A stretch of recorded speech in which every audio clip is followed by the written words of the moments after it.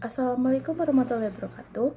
Sebelum saya memulai presentasi yang sudah saya siapkan, maka izinkan saya untuk memperkenalkan diri terlebih dahulu. Perkenalkan, nama saya Tessa Titarsya, NIM 21016172 dari Prodi Pendidikan Bahasa dan Sastra Indonesia.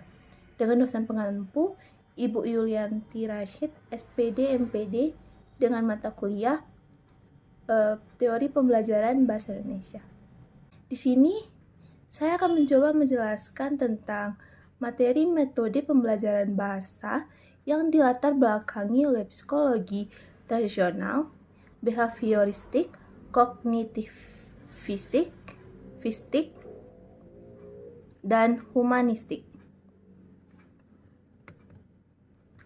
Yang pertama, metode pembelajaran bahasa yang dilatar belakangi psikologi tradisional. Pada poin A, itu tokoh dan ide utama psikologi tradisional. Yang dimaksud dengan psikologi tradisional adalah psikologi yang berkembang pada tahun 1879 atau sebelum masa UN. Dan kedua, psikologi tradisional belum dapat ditempatkan sebagai ilmu murni karena cenderung bersifat terapan. Misalnya dikaitkan untuk menganalisis konsep-konsep sosial, politik, pengajaran, dan sebagainya.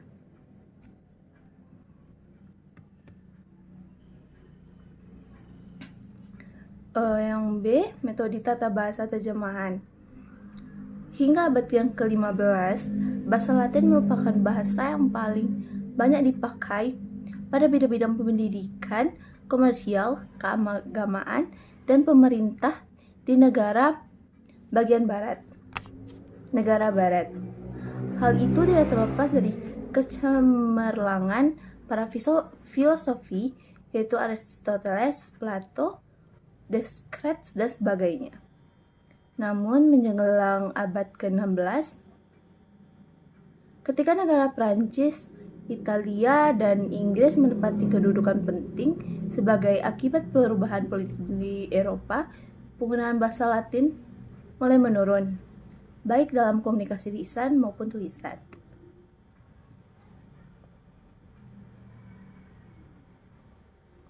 Yang kedua itu landasan kebahasaan, teori kebahasaan.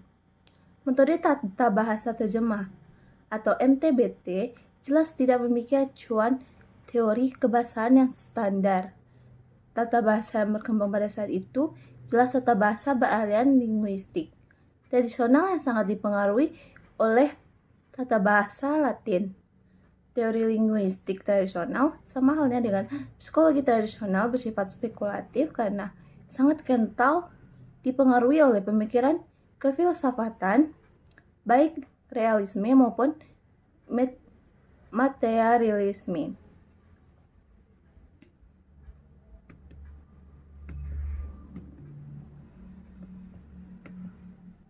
C. Metode langsung.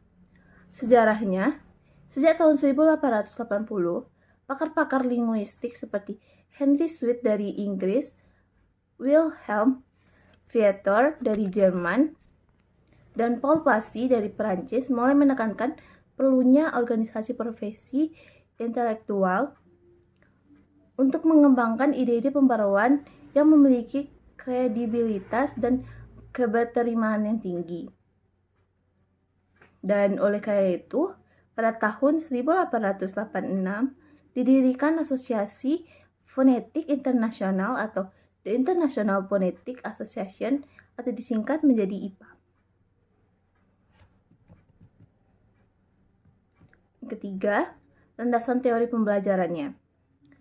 Meskipun penganjur ML tidak pernah mengungkapkan secara gamblang apa landasan teori pembelajaran yang digunakan, namun berdasarkan langkah-langkah penerapan ML dapat ditelusuri bahwa psikologi yang melandasi pengembangan ML dan adalah empirisme. Yang keempat itu rancangan bangun pembelajaran. Prinsip-prinsip pengajaran secara alamiah tersebut pada akhirnya mendorong timbulnya ML. Pakar-pakar pembelajaran bahasa yang mendukung pemakaian metode ini terdapat di Perancis dan Jerman. Metode ini juga dikenal di Amerika Serikat dengan nama metode Berlitz. Kedua, metode pembelajaran bahasa yang dilatar belakangi psikologi behavioristik. Psikologi behavioristik merupakan kata sifat, disebut juga psikologi behavioral yang merupakan kata benda. Psikologi itu sendiri dapat diartikan sebagai tingkah laku atau stimulus dan respon yang bisa disingkat menjadi psikolog SR. Penamaan tingkah laku bukan menunjukkan bahwa psikologi ini membahas bagaimana manusia bertingkah laku, tetapi menunjukkan bahwa dasar-dasar teori yang digunakan untuk menjelaskan bahwa gejala psikologi manusia atau termasuk dalam gejala belajar itu merupakan tindakan respon terhadap rangsangan atau stimulus dari luar diri manusia atau dari lingkungan. Suatu hal yang menarik adalah hal itu pada akhirnya dipandang sebagai kelemahan psikologi behavioristik adalah proses penarikan generalisasi penganjur psikologi ini. Mereka mengamati tingkah laku binatang, bahkan menggunakan binatang sebagai objek percobaan untuk merumuskan teorinya. Namun pada akhirnya, generalisasi yang ditarik itu digunakan untuk menjelaskan gejala psikologi manusia itu sendiri.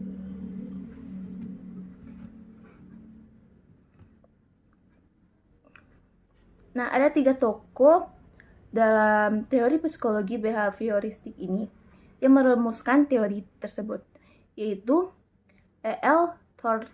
Thorndike, Ivan Pavlov, dan B.F. Skinner.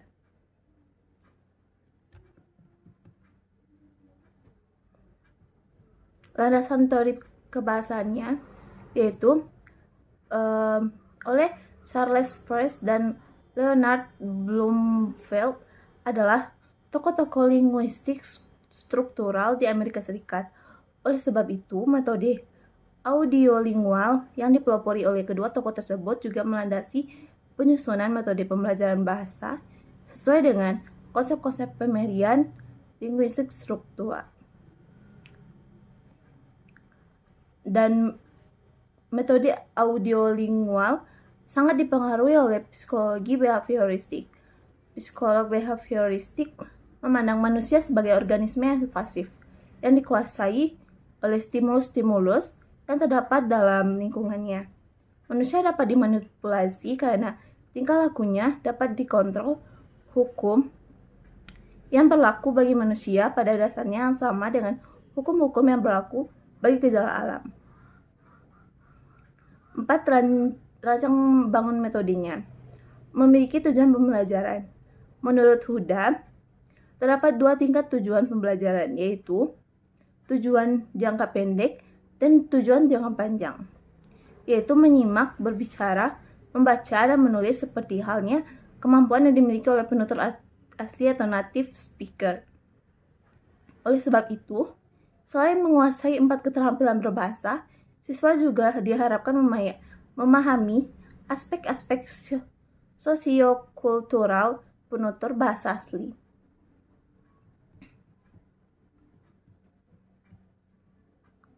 C. Metode Sugestopedia. Sejarah singkatnya, Sugestopedia merupakan suatu metode yang dikembangkan oleh pakar psikologi dari Bulgaria, yaitu suatu negara yang terdapat di Eropa Timur. Metode ini dikembangkan oleh George Lazanov, seorang pakar psikolog, namun juga pakar di bidang pendidikan, psikiater, dan ahli fisika.